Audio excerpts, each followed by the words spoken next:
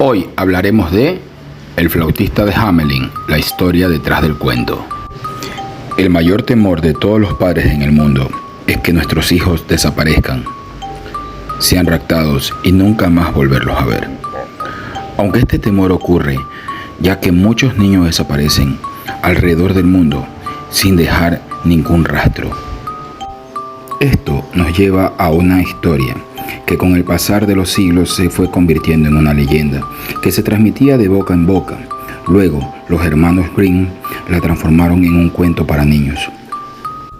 La ciudad de Hamelin, donde se centra nuestra historia, fue fundada en el año 851. Al caminar por sus calles y plazas, es como viajar en el tiempo, ya que no ha cambiado mucho en sus siglos de existencia. En aquellos tiempos estaba rodeada de murallas y constaba de 22 torres para su defensa ante cualquier ataque. Se la llamaba la Gibraltar del Norte porque su ubicación hacía muy difícil su conquista. Cuenta la leyenda que en el año 1284 el poblado estaba sufriendo de una invasión de ratas que destruían las cosechas y traían consigo enfermedades. Era tal la cantidad de ratas que era imposible dar 2 pasos sin toparse con alguna de ellas. Un día de esos llegó al poblado un hombre de aspecto muy extraño, vestido con capa y sombrero y ropas multicolores. Se reunió con los pobladores y les dijo que a cambio de cierta suma de dinero los libraría de todas las ratas. Al concretarse el trato, el hombre sacó de entre sus ropas una flauta de madera. A simple vista, sin nada fuera de lo común, la puso entre sus labios y la empezó a tocar. Su melodía era simple y rítmica, pero para sorpresa de todos los presentes, miles de ratas comenzaron a salir. Salían de las casas, de las cloacas, de los techos, de todos lados, y mientras el flautista caminaba, ellas en fila lo seguían. Parecía que estaban hipnotizadas, se movían al ritmo de la música. Su recorrido las llevó al río y todas, una tras otra, entraron al agua para morir ahogadas. Al cabo de algunas horas, el flautista regresó al pueblo a exigir el pago por el trabajo realizado. Al llegar frente al gobernador y exigirle su pago, él se le rió en la cara y le dijo que la ciudad no le pagaría tal cantidad de dinero por matar a unas simples ratas.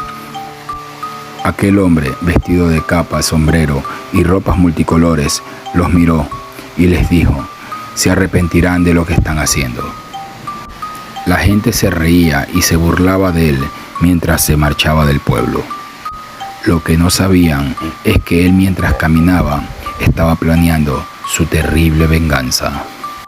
Es así que el 26 de junio de 1284, en el día de San Juan y San Pablo, el flautista regresó. Era la madrugada y el pueblo dormía plácidamente, como no lo había hecho hacía mucho tiempo, tal vez porque no había ratas. El hombre caminó por las calles oscuras del pueblo y llegó hasta la plaza central. Pero algo había cambiado en aquel hombre.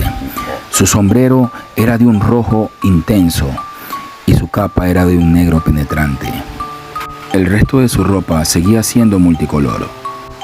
De entre sus ropas nuevamente sacó una flauta, pero esta también era diferente a la anterior.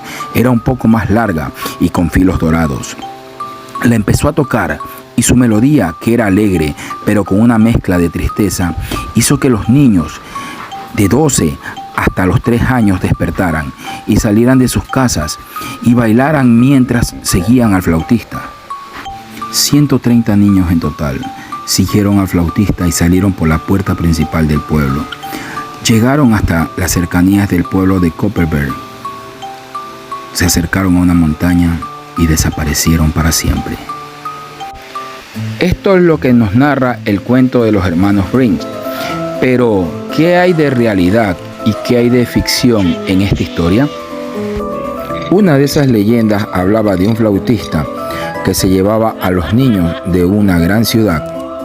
Hace muy poco tiempo, la ciudad de Hamelin celebró el 725 aniversario de aquel acontecimiento. Incluso existe una casa que data del año 1600 en la cual se dice que se alojó el flautista. Se la llama la Casa del Ratón y tiene una placa que dice lo que aconteció aquel día. En realidad, el suceso dejó huellas imborrables en la ciudad, como la calle donde se vieron por última vez a los niños. Esta calle se llama Bunkles Sandtrex, o traducida, la calle sin tambores. En la actualidad está prohibido tocar música o bailar en ella. La historia real del acontecimiento se puede rastrear hasta el año 1370, casi 90 años después del suceso.